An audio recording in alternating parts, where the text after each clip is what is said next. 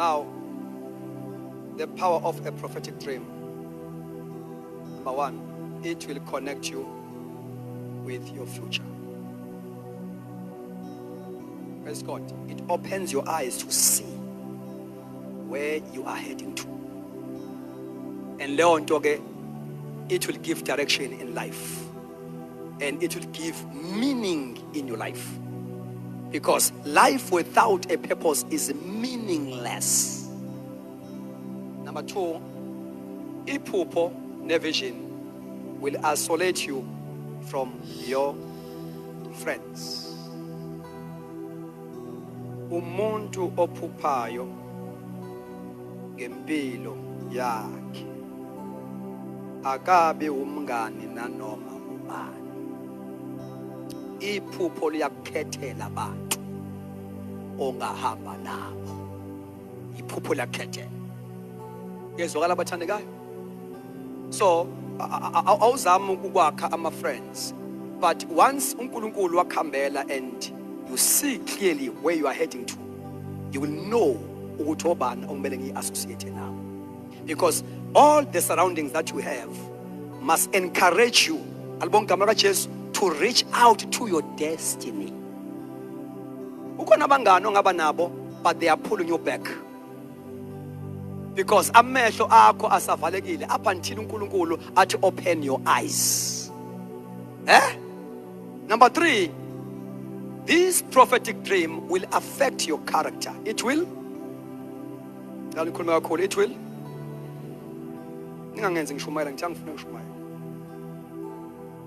It will affect your character. Like Joseph. Joseph wanele wabona. Oh, if you challenge will become a great leader. It affected his behavior. It affected his character. Kuthena mesefika lapha eGibhithe njoba sengishilo ukuthi she was tempted first by umkamuntu. Amen. But kwasho ukuthi affect umuntu, I mean utempta umuntu osebona into engcono. Bona into engcono before uSathana kubonise zakhe. Kwasho ukuthi amehlo alomfana asebona iphupho before abona amathanga. Manje wena ubona amathanga awuboni lutho. Amathanga omkamuntu awangathi shu ngoba lo mfana ubonile. Hey, bona into engcono.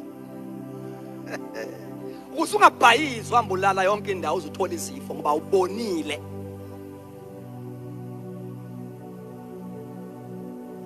Nangaziza ukuthi ngiyakhuluma. Futhi I'm not here to play games with you. I'm not here to play games. That is why I intend the sound light too, because ngifuna uzwe. Bona ungakaboni. Benze njani? Bona ungazibone.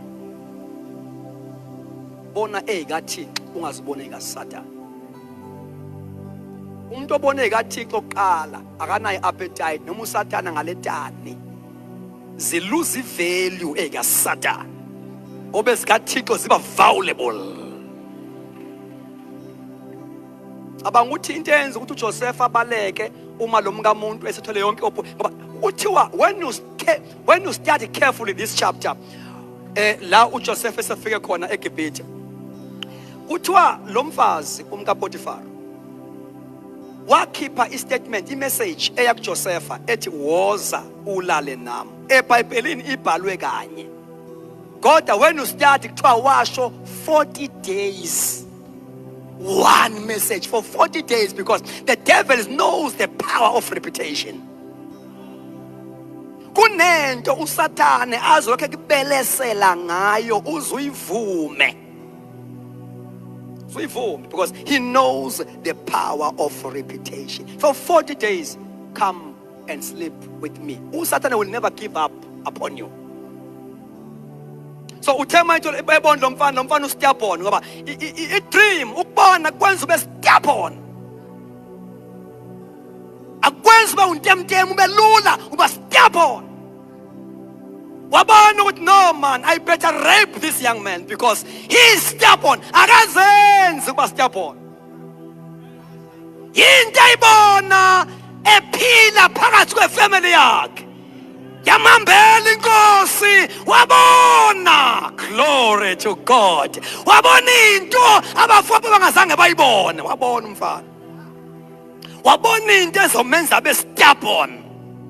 Glory to Jesus. You become stubborn phakathi euniversity. Ube stubborn ungadle ematafuleni aseBabylon. Udla imfino kuphela. Sizodla imfino nje la. Ukuze sibe much more better nabafana baseBabylon esikunye nabo kule university. Njalo masikhonza sizodla imfino. Ukuze singafani. Kukhona sihlangana khona nabanye sihlangana emfundweni njengoba abafana bamaHebheru, these young men, these Hebrew boys, bayithatha imfundo yaseBabylon kodwa ukudla kwakhona bakunqaba. Njengoba silapha nje hlanganiswe imfundo kodwa ayi sidla imeni engafani. Angisho ke imeni esidla, sengisho imeni ke spiritual ayifani. Mase kudliwa asingeni etafuleni laseBabylon. Sidla imfino.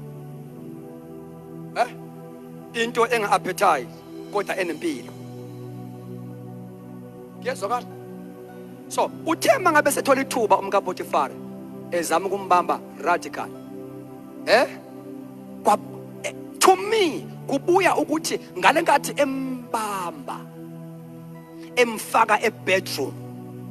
Nikhona abathandekayo? Kwabuya something kuJoseph. Sibuza umbuzo ukuthi uJosepha ingabe wayengayithandi yini lento ecelwa yilomfazi? The answer is wayeyithanda. Inyama yakhe yayifuna. Kuyezwakala abathandekayo? Manje why Joseph ithuba usinalo lonke lokudla usulumlomo? Why are you running away? uJosepha kwabuya into ayibonayo. Wathatha iphupho alibonayo walifaka esikalini. Wathatha umzimba walomfazi wawufaka esikalini. Wacheka ukuthi yini enevalue, yini eneweight. Walahla umzimba wagijima nephupho. Glory to Jesus. Yes. Walahla umzimba, walahla amathanga wagijima nephupho. Ushiya ijazi nje kubalekwa nephupho. Kuyabalekwa nephupho. Kuyabalekwa nephupho. Kuyabalekwa nephupho. Kuyezwakala abantu abasha. Can we stand on our feet? Kola masha. Kuyabalekwa, kuyabalekwa. Kuyabalekwa. Namhlanje ngizothi baleka nephupho. Run. You must become saved young person with a strong spirit of intercession.